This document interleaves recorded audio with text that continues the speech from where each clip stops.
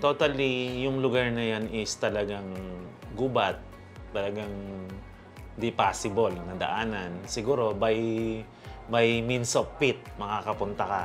Pero yung by means of transportation, wala talagang pwedeng daanan. Na talagang malaking tulong para sa mga magsasaka namin dito tsaka yung mga naghahalaman para sa kanilang mga produktong maibaba agad nila sa bayan.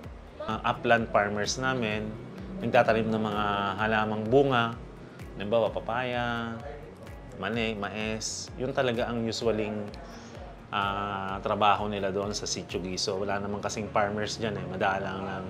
Talaga ang inaano nila, mga root crops, mga saging, yun lang talaga ang number one na hanap buhay nila dyan.